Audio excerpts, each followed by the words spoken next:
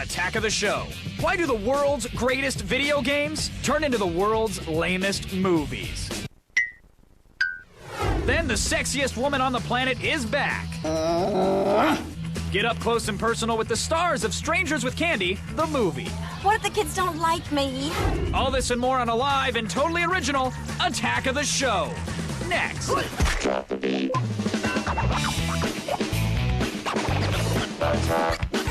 What's going on here? Think upon this. Attack of the Show. Attack.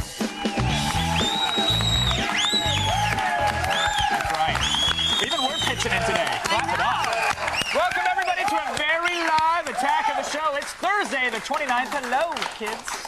Kevin Pereira. Hey, what's up? I'm Olivia Munn. Nice clapping. Thanks for that. All right. You guys have seen a lot of changes on the show the past few months. Yes. It's been scary. I know you guys don't always like change, and we'd actually right now like to announce yet another big change. Yeah, we weren't going to do it this soon, but we're really excited about very this. excited. Everybody here is very pumped up. Starting next week, ladies and gentlemen, Star Jones is going to be our new permanent co-host. Yes. Huh? Come on, Star Very Jones. excited. Kind of like the guy in college moving from one couch to another. And starting next week, she's going to squeeze in right here. She's right going to between have us. to really squeeze, though. Oh, it's not much room. She lost quite a bit. She got the old swing Little line staple? job to the Little swing line. Yeah, I mean she looks Well, good. okay, we'll just make sure to welcome her with big arms. Yeah, just open them as large as you can. And you guys out there, give her a big bear hug. Yeah, she needs it. She needs it. All right now, it is time to show you the things that you guys care about. That's right. It's our morning paper. It's what's cool. It's what the hip kids are looking. It's around the net.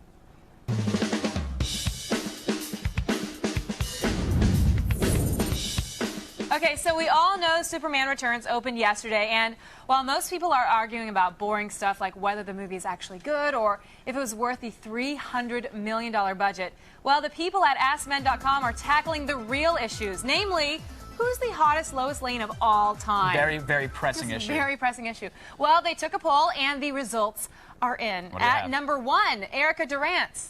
Who? Yeah, I don't know. All right, Who moving is on. she? Number 2. All right. At number 2, we have Kate Bosworth. Now that I can get Very behind. skinny. Or in front Very of. skinny Lois Lane. Good for her, though. Yeah, you like the skinny girls. And finishing in 3rd place, Terry Hatcher. Not bad. Okay, I don't like her dress. What is she? You're not 19 anymore. You're 40. Dress like a 40-year-old woman. Just take it off. That's fine with me. But where, like, the real issue here is where the hell is Margot Kidder from the original Superman? Margot, you mean the woman with no teeth? Yeah, well, here's the deal. She's 100% certifiably insane. We know that. She wandered into like a She's on a stranger's Segway. house once. Yeah, well, that's kind of cool. But like, yeah, you're right. No teeth. So crazy chicks are the best in the sack because they'll do anything. The fact that she doesn't have teeth, that's like plus 10 bonus points right there. You are so nasty. She just leveled up. If you know Leveled what I'm saying. up? Yeah. And the Segway's pretty cool. You like that. I'll do a chick on a Segway. That's awesome. Just lean into it, sweetheart. All right, anyway, next up, it's Wet T-Shirt World Cup. This I love. Yeah, it's a site where you, sitting on your couch, bathing yourself in tears of self-pity, get to pour water on the girl of your dreams. Yes. Just like the real World Cup, countries from all over the world are represented. All you have to do is click on a girl, watch her do a little dance, and then let the water flow. That's right. Soon enough, you'll get to see the slightest hint of nipple through her translucent T-shirts. That's awesome. That's a refreshing break from like the hardcore tentacle bondage that I normally look at. So You just like the little hint of nipple? just a hint, you know, just a little dash. Or a vagina chip? Just a little something to get you in, A get little you in the nibble. mood. A little nibble will do ya. You can't eat just one, by the way. Oh, nice. All right, well, you know those guys who dress up like giant sandwiches and hand out flyers on the street? Those guys are awesome. What Yeah, about them? well, you know, what are they really like? Ah. Yeah, what makes them tick? Well, if you head over to mascotroommate.com, you might just find out. These guys have a roommate who dresses like a giant iced coffee drink. That's right. All right. Yeah, and their mission is to torture him until he quits or gets fired. Oh, can we see one of the videos? This is pretty awesome. Check out one of their videos right here. All right, here we go. All right. Fantastic. It I was love awesome. it. It was like this. My Hey, favorite coffee part- drink boy, what are you doing? He's like, I'm wearing a big iced coffee outfit. Isn't that hilarious? Oh, we should have told him that we were going to reenact it. Oh yeah, we're reenactors, Yeah. actually. Oh, well. Just to let you It's know. really funny, It is but really it might be funny. a viral marketing campaign from Coffee Bean. We're not sure, which is kind of lame, but it's well done lameness. Yeah, so definitely. You got to get the links in later on and Yeah, go we're check it out okay yourself. with lame stuff as long as it's done, you know, well, Yeah. like this show. Exactly. Good. Finally, in part 87 of our 463-part series of dudes injuring their penises, here's a clip of a dude injuring his penis. Oh, this time it's by an exploding firework. What? So that's kind of different. Check it out. Guy. Yes. Firework. Firework, idiot. Exploding penis. That's Okay, it. seriously. He looks like he's in the middle of a war. Boom. That's awesome. You know what? This guy obviously doesn't get laid because if he did, he would appreciate his penis so much more. Well, at least now he's circumcised, so his girlfriend might not be so freaked out. Yeah, I would be freaked out. Good Yeah. thing. It's smoother now. It's a very festive bris. I enjoy it. I like it. Good use of a Roman candle. That's all the internet we have for you today, kids. I'm sorry. All right. Just be sure to visit attackoftheshow.com for all those firework crotch links and, of course, the iced coffee video. Yeah. You'll enjoy it. Just go check it out. See, you guys, we treat you right. We reenact things for you. You have your new bookmarks, but now here's the news that matters. Let's go over to Layla Cayley with the feed headlines. Thanks, Kevin. Get out of the way because the feed is coming at you. First up, just how expensive are PS3 games going to be? Keep it here and I'll tell you if you need to take a loan out at the bank. Plus, they may have just found a new actor to step into the Joker's purple suit. I just can't wait to hear the fanboy reaction on this one. And finally, Pamela Anderson has gotten naked again, and we've got the exclusive dirty pics to prove it. All that and more coming up in the feed. But first, back to you guys on the couch. Thank you, Miss Layla. Holy crap! It's Zach Selwyn. Zach Selwyn. Nice to see you, friends. How Hi, are you? Zach. He's so entertaining. Hey, yesterday I noticed that you were wearing the flip-flops. Right. Basically, are you just letting it all hang out nowadays? Yes, I actually am. And today I'm wearing granny panties just like you, Olivia. Hey, they're really comfortable. You do wear granny panties. Yeah, that's like actually full body granny panty suit. Wow. Yeah, she They're looks like really an Escalade sexy. wearing a car bra when she's naked. That's But, awesome. I don't want to talk about that because there's someone who proudly admits to wearing granny panties, and that's Amy Sedaris, a.k.a. Jerry Blank from the new Strangers with Candy movie. Wow. We're talking with the cast about high school the second time around. Stay tuned. She was a boozer, a user, and a loser. I'm excited. I'm assuming that you watched the series on TV. Favorite show ever created. It's hilarious. Of all How- time. what happened Absolutely. to it? It just didn't do very well, and Stephen Colbert got the rapport, and next thing you know, it's a movie. How awesome is Amy Sedaris? Unbelievable. Just the funniest woman I know. And very sexy as Jerry Blank, in my Very opinion. sexy. Incredibly. Twice. That's how many times I Two hit it. times. All right, Thank you, Zach. Thanks so much, Zach. So, Strangers with Candy, small comedy. But what about like the big video game movies? You know, it seems that whenever a video game becomes successful, eventually you get a movie out of it, right? Yeah, well, and the fans of the game get so excited Of course. to see their favorite video game characters making the jump to the big screen. And they always think they'll be as blown away with the movie as they are with the game. Yeah, however, those same fans are usually a little bit on the disappointed side. Doom and Blood Rain, anyone? Yeah. I hate to even bring it up. It kind of pains me right here. Mm. Which brings us to today's Loop poll question. Can Hollywood ever make a good video game-based movie? You vote by text message. Just text your vote to G4TXT. That is 44898 to vote and register for AOTS Live News Alerts. Not bad. Not bad. Superman Returns. It opened yesterday, and director Bryan Singer, he's gotten a lot of attention for using old footage of Marlon Brando in the film. That's right. Yeah, Brando played Superman's father, Jor-El, in the original 1978 movie. He appeared among the crystals in the Fortress of Solitude, and Yeah. he dispensed wisdom and information, kind of like Superman's personal Wikipedia. Yeah, but even if you saw Superman Returns last night, you didn't see all of Brando you could have seen. Singer cut out most of the late actor's likeness, and but we actually got a hold of pristine extended version. Oh, Take a nice. look. Yeah.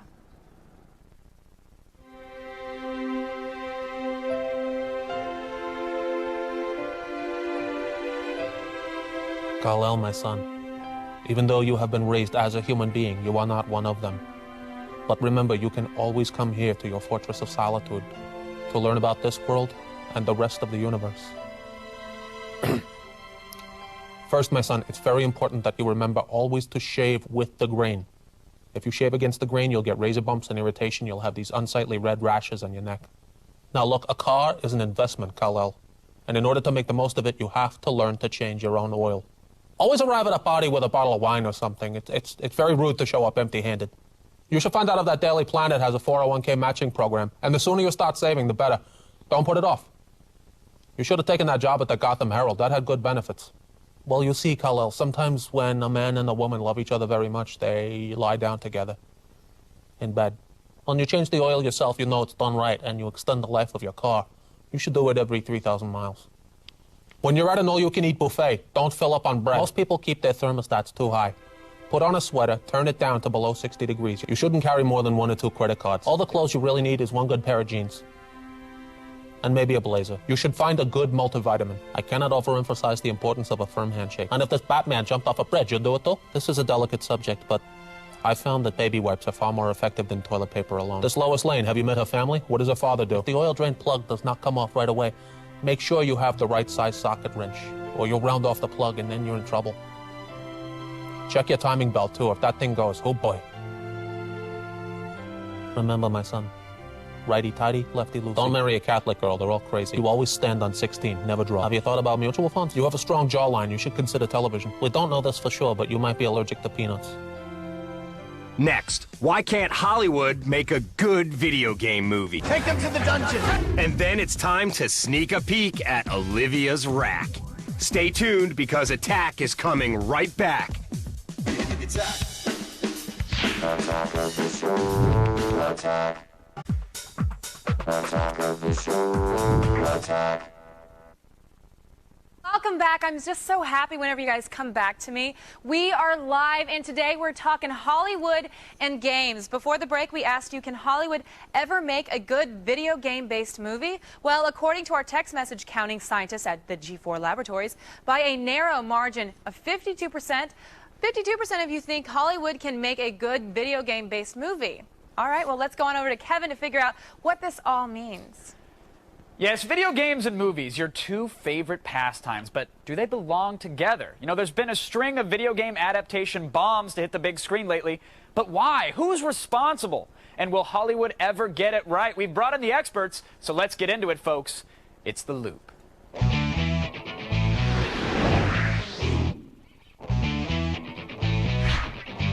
Joining us via satellite to help us make sense of it all from Austin, acclaimed video game designer Richard Garriott. From Los Angeles, our resident film geek, it's Chris Gore, folks. And from San Francisco, screenwriter Gary Whitta. Gentlemen, welcome to The Loop. Pleasure to have you all here. Chris, I'd like to start with you, sir. Why on earth can't Hollywood make a good video game movie? Well, that's a big question, but I'll say this. I've got a collection of over 1,000 DVDs on my shelf, you know, in case of nuclear attack. I don't have one video game film on the shelf. There has never been a good video game movie. I don't know when there's going to be, but yeah, I'm surprised that our audience is so optimistic. Gary, what say you? Why hasn't there been a good video game movie? Well, I'll tell you what the problem is. Well, I agree. Oh, you said Gary or Garriott? Gary, go ahead. Threw me off there. The problem is, here's why there hasn't been a very good video game movie. It's just they just haven't attracted top-name Hollywood talent to come and make these movies. They're not attractive propositions. You don't have the Spielbergs and the Scorseses of these world going, oh, I really want to make the Silent Hill movie. It's just not happening. So what happens is you get people like Uwe Boll coming in and these kind of journeyman hack filmmakers turning out garbage like Blood Rain and Alone in the Dark. And then people come in and say, oh, well, look, this is what happens when you try to make a video game movie. House of the Dead was a masterpiece. Be careful there, Gary. Be careful. Yeah, if I could correct Gary, it's Uwe, and I just took one before the show, above the bowl. Very proud. Well done, Chris. Richard, what's going on here? You're a game developer here. You know, I mean, is it the game developer's fault, or is it Hollywood? Who's at fault here for making crappy movies based on game franchises? Well, you know, while as in theory, of course, you can make a great movie about any kind of content. So, you know, the fact that some of the best intellectual property is now being made in games implies that you absolutely should be able to do it. But I agree, you know, the fundamentals of the economics of, you know, how this is shaken out in these kind of first forays across the fence have been disastrous. And I actually don't see the mechanism in place for it to be fixed anytime in the next few rounds of games that might make that journey across into movies. Right. Now, Gary, you were saying that you don't believe that the Spielbergs are getting these projects. You know, these big-name guys aren't getting attached to it. Do you believe that Hollywood's not going after these guys because they don't care to, or are these guys not interested in making video game movies?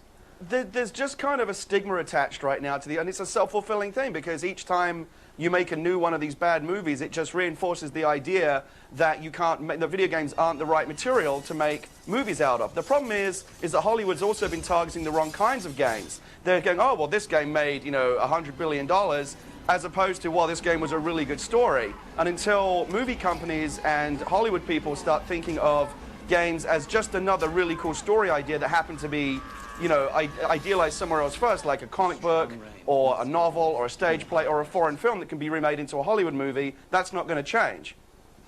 All right, now, Chris. Yeah, and if I can jump in on that, too. Go ahead, Richard. This is Richard. You know, if just like he's saying, the fact that the people of most all these movies have been made out of these games that were kind of shoot 'em ups or very simple game mechanic oriented movies. Of course, it's going to either meet with disaster or at least give you very little to work with when you decide to go make a movie.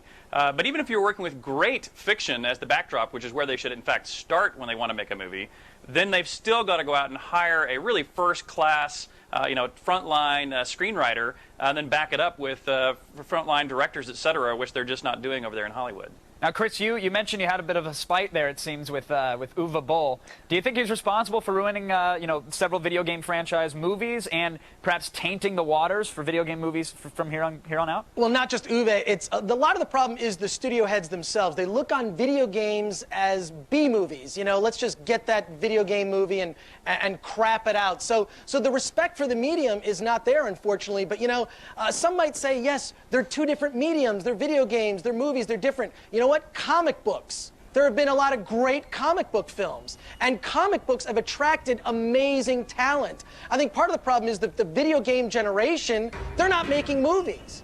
And the studio heads, they're not gamers, so they just don't get it. So I don't get it. Comic books, great films, video games, where is it? Haven't seen it yet. Here's why we have reason to be optimistic, though, is we're starting to see now the very first generation of really big-name video game movie adaptations that actually are going to attract top-name talent, like the Halo movie and the World of Warcraft movie. The guys that are making those movies are not going to settle for the Uwe Bolls and the Paul Andersons of this world. They're going after the top Hollywood talent to make those movies. And to touch on what Richard said earlier, which I think is also a really good point, he's right. We've been through this kind of one awkward first generation of making movies based on games that never really had a story, because we're looking at games like Doom and Tomb Raider, which had very primitive technology and didn't really get into the story very much. Now, as we move forward, we're getting into games that are becoming increasingly sophisticated in their storytelling and more informed by movies and more cinematic, so that when we get into that generation of games being made into movies, those filmmakers are going to have a lot more to work with in terms of properly realized characters and real stories. That's true. It seems that, game design in the past was all about getting a character to at least move around on the screen, and that was more than half of your battle. Richard, when you're developing a game now, are you trying to give the characters a movie-esque backstory or make the games more cinematic so that they would lend themselves to a movie? Well, I don't think that we're actually trying to make a game specifically adaptable for movies by any means, but definitely there are storytelling skills and cinematography skills that do transcend both markets and are really better for both markets as you get better skilled at them in our side of the business. But what I find interesting is that if you go back 20 years ago, even the earliest games, we used to try to get movies made out of them, usually unsuccessfully.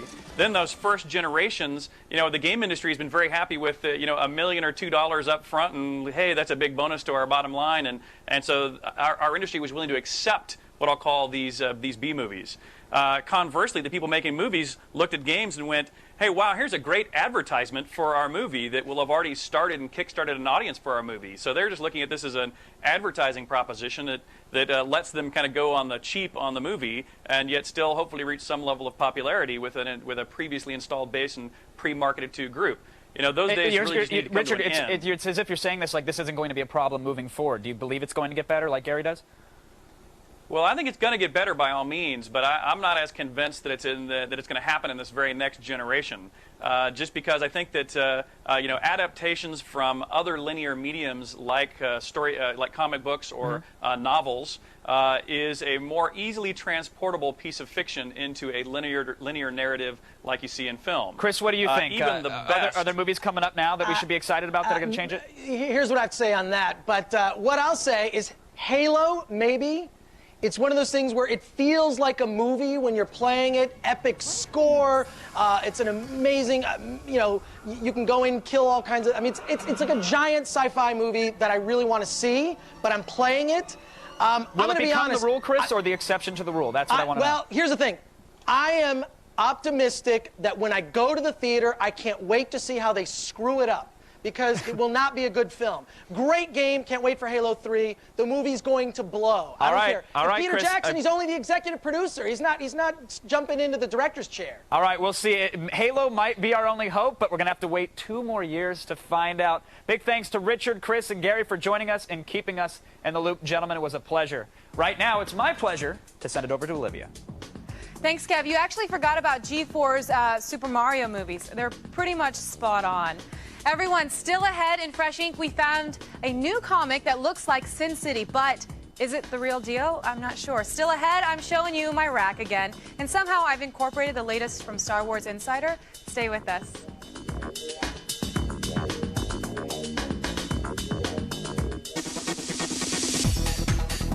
Welcome back to a live Attack of the Show. It's the time you've all been waiting for. It's glossy, it's got cult fans, and it's full of fun. It's Olivia's Rack. That's right, Zach. Let's start things off. Yeah, seriously, wait a minute. Like, I know this is called Olivia's Rack, but guys, boys, bring the cameras up. Thank you. Much better. Thank you. Yeah. All right, that's so much better. Let's start things off with the comedy issue of Premiere Magazine, which features a cover story on my favorite comedian, Steve Carell. Yeah, and it definitely covers his bee allergy, if you can't tell in those pictures. There's an article in there. It's a great read with some really juicy stuff on Steve. Like, did you know he hunts furries in his spare time? I didn't. Yeah, and he also just hit $175,000 per episode. That's it? Oh, poor guy needs a new agent, right? Definitely. He needs your agent. You make a lot of money. I do. He drives a Prius. It's awesome. I actually loved him in The 40-Year-Old Virgin because it really reminded me of myself. What, the virgin part or the bag of sand? I am still a virgin. Oh, that's right. Pure until the right movie comes along and you really need the part. Do you love Steve Carell? I do. I think he's fantastic. And I thought he was great in 40-Year-Old Virgin. And the problem is I get him confused with Stephen Colbert all the time, which there's no excuse for that. That is the dumbest thing I've ever heard. Well, you know, it's what I do. They're 2 white men named Steve. There you go. Awesome. Easily confused. Next, we're taking a look at the must list from this week's Entertainment Weekly. Smokin' Hot Ashley Judd and the screenwriters of Superman Returns are among the list of the 113 people and things we love right now. The list even includes the sexy Cylon ladies of Battlestar Galactica, some of our very own friends, and highlights the genius of Pee Wee Herman. I didn't know he was a genius, but now I do. He was. It also has a must look back at the stars we missed. Wait, you don't know Pee Wee Herman was a genius? Talking chair. Yeah, the genie in the box. What about the breakfast machine from the Pee Wee's Big Adventure? You know he had like now the Rube Goldberg device that would make him breakfast? Now I think about it, our show is very much like the Pee Wee Herman show. It really in a is. very odd way. I want that awesome bite. I know. Yeah, sorry your Superman lady's not in there. Oh. With the no teeth. I know you like her a lot. That's my callback. Let's bring her. Okay, well, everyone, this is an issue. It's called Modified Mag. It is straight from the Formula D beat. This is my beat, you know that. This is an issue that features a tricked out 2004 Honda S2000 that screams hotness. Holler. Holler. The article details every step that the racing team took to fine-tune the drifting. Now, so this car, the S2000, you were saying earlier that it comes off the line almost ready to drift? Yeah, it's basically, I mean, you really can't have a drifting car like out in the streets, but this is basically the closest you can get to, you know, a drifting car to drive around. Are we going to start seeing more of this? Because cars coming out that are designed for that? Well, I think that, especially when you watch Fast and the Furious 3, and a lot of people are doing it now with Formula D, people just want to do it, so they get out there and might as well have a car that helps you along. Yeah, sweet car, still couldn't take my Subaru. Just saying. Maybe we could race later. 91 octane, Olivia. Awesome. Premium. You're pretty hot, Kevin Good Pereira. stuff. All right, now, you guys, if I couldn't be drifting, I'd definitely be surfing, and I love this month's Surfing Magazine. Check out the article that shows surfers around the world using the power of Google Earth to locate untapped world-class surf spots. Why are you laughing? It is a great idea, and the pictures are ridiculous. No, that's cool. That's Go ahead. Yeah, okay, even better, Kevin, you need to read this. Even better, if you can find a new hotspot, the magazine will actually send you there. Is that really truthful that people are using Google Earth and literally clicking around and going like, oh, that looks like a spot I haven't surfed before? Well, okay, right now, surfing, like everyone, there's so many amateurs out there trying to surf, and Hawaii used to be the place. Now Costa Rica's the place. Really? Because what about Myrtle Beach? I'm going to move on. Okay. That's really embarrassing. All I right, haven't heard of this one before. This is the special. Yeah, I'm sure you have, actually. It is High Times, this magazine. It's August hash-filled issue. It definitely doesn't disappoint. Flipping through, you'll find an interview with Tommy Chong, without Cheech, of course. That's all right. And Chong opens up about the time he spent in the big house for allegedly selling water pipes. Dude, the dumbest thing ever. The dude sold some bongs online. Like, whatever. Our prisons are overcrowded. That was Definitely weak. overcrowded. It was actually a good thing for him, right? Well, he points out in the article that his arrest and time in jail actually helped him get a lot of publicity. There you go. Yeah. They should really make the covers out of zigzags, though. like you know, so that when you're done, you're crumbling, you just roll it right up. It's great that you know the label of the papers. Like they have them at 7-Eleven. It's next to the that's what you get them Slurpees. for. All right, and finally, Star Wars Insider. Nerd alert. Yeah, nerd alert. This mag plays to people's scary obsession with a franchise, but really, it's the fan art in the back of the issue. It's what's most concerning. Take a look at Bantha Tracks. It's a feature that shows off nerdy artwork. Yeah, I guess some of the artwork isn't too bad, but it's like kind of like when you're in 6th grade and you submit your best picture in art class and they get it into the book. Yeah. Wait, hold on, right there.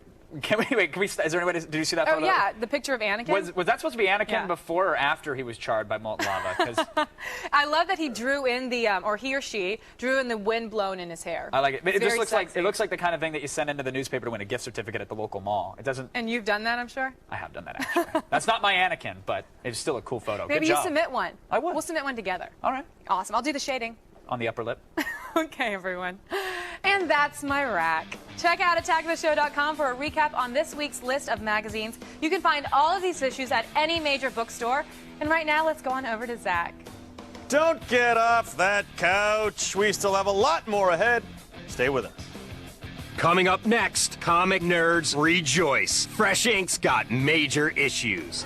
Then go back to school with the oldest, ugliest student ever. I think I deserve better, don't you? Attack is coming right back. Attack of the Show. Attack. Little Great jazzy. music. I liked I it. love That was it. good. It's like women's department at Gottschalk's. Cruising through. Welcome back to Attack of the Show, everybody. We're live, and like a bus station, anything can happen. Yeah. Oh, and take a look at this commercial real quick. Take a peek. There it is. Yeah. Make sure you stick around to the end of the show because we're actually going to show you this entire bizarre ad. so bizarre. We officially love it here. It's Yeah, incredible. that's what we do. And today it's Live Music Thursday presented by Dentine Ice, our band. Who is it, Olivia? Alien Ant Farm. It is going to be so freaking good. Yeah, but, so good. But right now, here's the news that matters. It's the feed. Layla, you got any plans for the 4th of July weekend? You know, Kevin, I'm a bit bummed out because 4th of July is when you guys kicked our asses. That is true. So us British people, it's not a very good day for us, you know? That's what America does. We just kick ass. Yeah, basically you guys all do. around. We didn't even bother taking names. It's all right. I'm going to have a barbecue and get a lot of food in my belly. Nice, good for you. All right, well, anyway, it's a bird, it's a plane. No, it's the feed. I'm Layla Kaylee. Now let's start this thing already. After you shell out $600 for your shiny new PS3, the last thing you want to do is pony up another $100 for the games, right? Well, too bad. According to Sony President Kaz Hirai, PS3 games will run you anywhere from $59.99 to $100. Next-gen games are just much more expensive to produce, so naturally, that will show up in the price. Wow, looks like the only person who can afford a PS3 this Christmas will be Bill Gates, and I'm pretty sure he already has an Xbox 360. Some big Hollywood casting news. First up, Leonardo DiCaprio will be playing famous LSD advocate Timothy Leary in a new biopic. Is it me, or does Leo only play real people who go crazy these days? And now, the story you've all been waiting for. There's a rumor going around that Robin Williams might be playing the Joker in the new Batman sequel. Now, don't freak out just yet. It hasn't been confirmed, but I think it seems pretty likely. After all, Robin did just speak to IGN Film Force, and he's already worked with director Christopher Nolan in Insomniac. Chances are he's going to do it. Just in case you didn't see enough of Pamela Anderson's bare body when she posed for Playboy or starred in that sex tape, she's taken off her clothes again. At least this time it was for a good cause, that's right. Last week in London, Pamela Anderson got inside a Stella McCartney store window and did a sexy striptease. Peter was behind the stunt and organized it to protest the use of fur in fashion. Very interesting. From the looks of things, I didn't see too much fur on Pam's body. I guess she likes it smooth. Attention alcoholics, quit fumbling around with that corkscrew and grab yourself a six-pack. It's official, beer is better for you than wine. Researchers in England claim that since beer has lots of fiber, vitamin B12, and can even unclog your arteries, it's actually the healthiest of all alcoholic beverages. So you know what that means. Get loaded till you pass out this holiday weekend. It's just what the doctor ordered. Well, that's all for today. Head over to G4TV.com for even more news and info. Now skip that second hot dog at the 4th of July barbecue because you've already been fed. Back to you, Kevin. Thank you, Layla. Folks, it's the world you know, the world you love. It's tights, shields, and of course, superhero codpieces. Unfortunately, Blair Butler is out fighting stomach viral villains today, so here's your abbreviated version of Fresh Ink. First up, the American Way #5. Let's get to it, folks. What if America had its own publicity-driven super team in the 1960s and it was totally segregated? Well, that's what you're going to get. Blair loved the first issue of this book, and it's still as good as it ever was. American Way captures a tumultuous era in U.S. history by dealing with politics and racism and one of the nastiest supervillains around. This one, according to Miss Butler, is a very emphatic buy. You've got to pick it up. All right, last up, we have 100 Bullets, First Shot, Last Call, which has the feel of Sin City, but it's not as stylistically charged. So what if a government agent gave you a gun loaded with 100 untraceable bullets and told you to exact revenge on anyone who ever wronged you? Pretty sweet. And that's the plot of this graphic novel. It launched multiple graphic novels and put its creative team squarely on the map. And while the later trade paperbacks have stronger stories, this is the one that started it all. And as such, Miss Butler says it's a buy. Of course, you can check out our website for all of your comic book needs and desires. But right now, you can check out Olivia. We're just warming up. So much more ahead. You guys, don't go anywhere. I'll miss you staring at me. I'll just stare back. Next, Like you love the show. Now get a sneak peek at the movie, Strangers with Candy. You'd better be here when Attack comes back.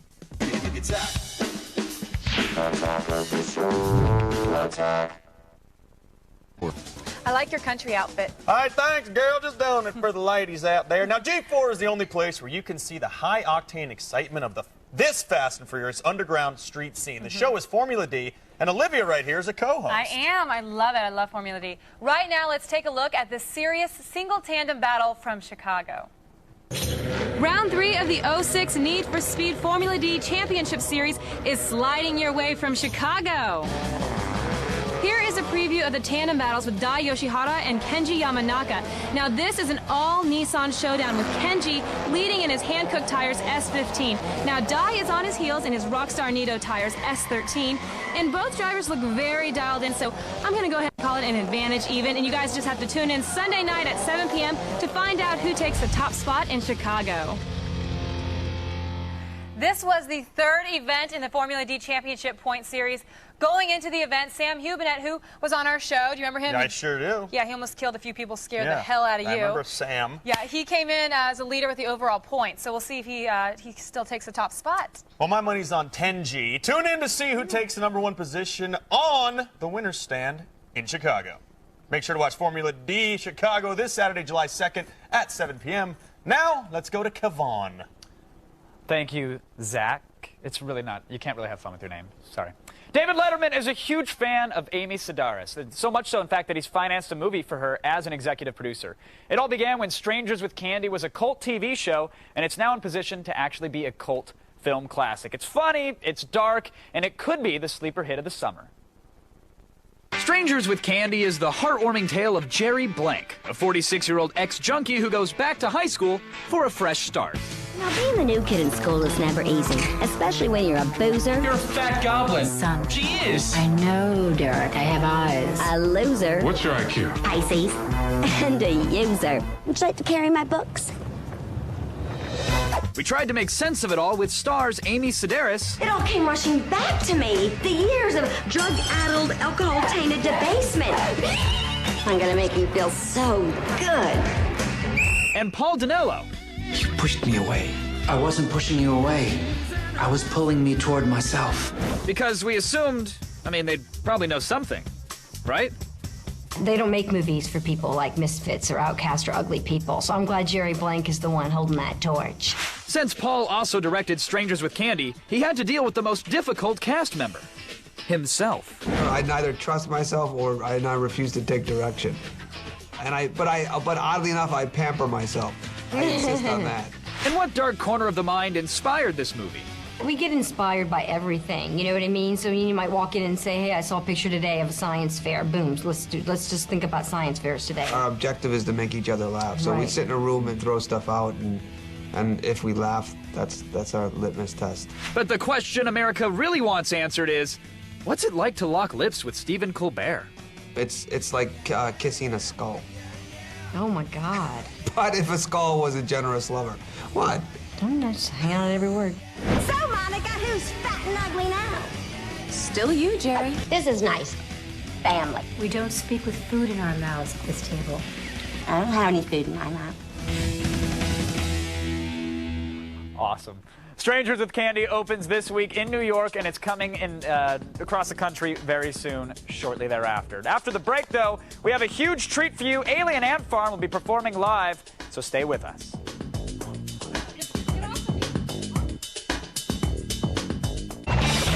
What's going on here? Please welcome Alien Ant Farm!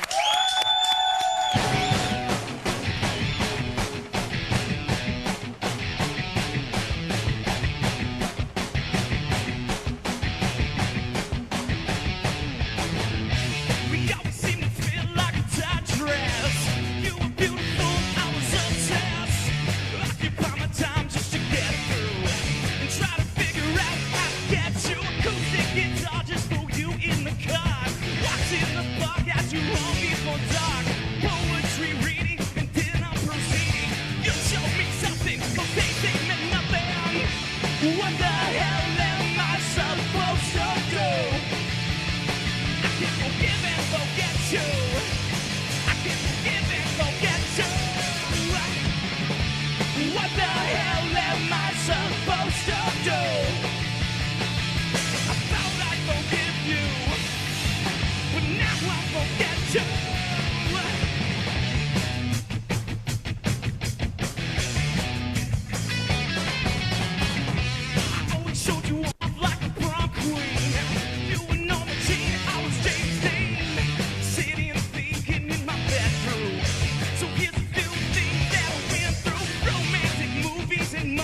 Jewelry, vacations and flowers on special occasions. Pussies and lockets made out of my pocket. Diamonds and dresses, fucking expensive. What the hell am I supposed to do? I can't forgive and forget you. I can't forgive and forget you. If you were in my shoes, what would you do? I felt I'd forgive you. I forget you. I can't forgive. Oh, Dad. I can't forgive.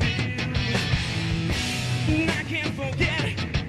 You beat down, reach down in my chest, grab my sucker, beat down. How could I forget?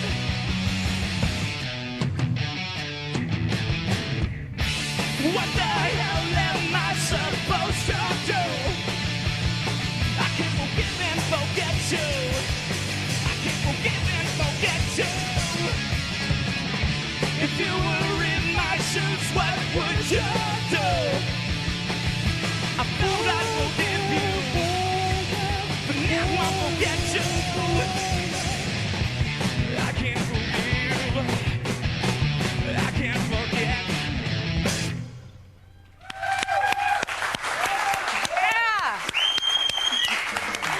Be sure to check out Alien Ant Farm's new album, Up in the Attic, on shelves July 18th. And of course, visit attackoftheshow.com for so much more information. Stay right where you guys are. Video voicemail still ahead. And we're showing you a commercial with happy yellow people that you will not soon forget. Stay with us. If you haven't been watching Attack of the Show, this is what you're missing. Attack of the Show. Attack. Welcome back to Attack of the Show. We're live, and now we're talking to you. First, we have Matt from Maine. Hey, this is Matt from Rockland, Maine. What do you think the next video game movie will be? You know, I've been looking for Sonic the Hedgehog for 12 years. How awesome would that be? That would be awesome. Who would play Sonic? Ron Jeremy, the original Hedgehog. The original Hedgehog, yeah. Nice. How about Sudoku? A 3D IMAX experience. Nice. That's a bad idea. Yeah, it is. You're right. You're right, it is. What about Tetris for you, Olivia? I love Tetris. I could be the blocks. My favorite is the L or the small T, the teeny T. It's all about the line. Everybody loves the line. You got to wait for the line. You always play around the line. No, square line. I wait. I build them up all into the left, and then they just so you build them on the left, and then you start dropping onto the right, and then just start. You're waiting for lines, though, right? Everybody down. You know what? I have a 3-act structure in my head right now. I'm going to get Final Draft. We're going to write this together. Awesome. Done. I smell gold. Done deal. Next up, we got Faye from good old Texas. Faye's back. Faye. Faye in Princeton, Texas. Which is better? Movies based on video games or video games based on movies? Faye, is someone feeding you the lines? No. Someone feeding you the lines. She just wants to know so badly. She can't get it out. Yeah, it's almost hard to get out. She seemed like she was on a little bit of Drixoral. Right Could be. There. A little slow. Bit of a Dayquil. So her question are movies based on games or games based on movies. I always think movies based on games should be better. Traditionally, they haven't been, but it's like, they can do so much more when it's a completely 3D generated world from a machine that they can be more imaginative. So I think they could be more creative with the video game and then make a movie based off of it. I would say that's a good idea in theory. It just never happened. Like I played Star Wars plenty of times, and even the Indiana Jones game was amazing back in the day, and I've never seen him make a great movie out of that. So, should happen theoretically, but it hasn't happened yet. Maybe soon. Tetris the movie, starring Olivia Munn and Zach Selwyn. Yeah. Zach Selwyn coming up next week on Attack of the Show. The biggest beer bong you guys have ever seen. It can actually handle 26 people at once. Kind of like you. Hey now, and we have our Independence Day special. And finally, we've seen it 100 times around the office. It's possibly the most bizarre and awesome commercial around. Certainly. Take a look. Happy morning, rising time. Happy morning. Get up, get out of bed. You can sleep when you are dead. Party hard. Stayed up real late. Time for work and you can hardly wait. Scrub-a-dub-dub, doodly-doo, spread the sunshine. Happy morning, happy morning. Wake up, you sleepyhead. You can sleep when you are dead.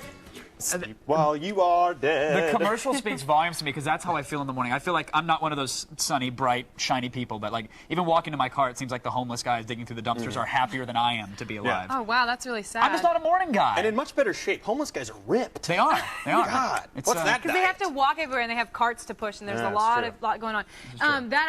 That commercial is actually awesome because at least they're going outside the box. I'm so sick of like pretty people in Target. Okay, like I miss Juan Valdez in the jacket. Yeah, man. Like, bring the donkey back. Let's make our own commercial. We're gonna make our own movie, our own commercial. We're our own thing now. Wow, just start the taking production over the company world. Why don't we finish making some television first? Oh, okay. Sure. Okay. Do you want to say goodbye to the kids? No. Oh, I do. So Bye, guys. Okay. I love you. Bye. I love you. Cheers. You guys want to make out? Absolutely. Awesome.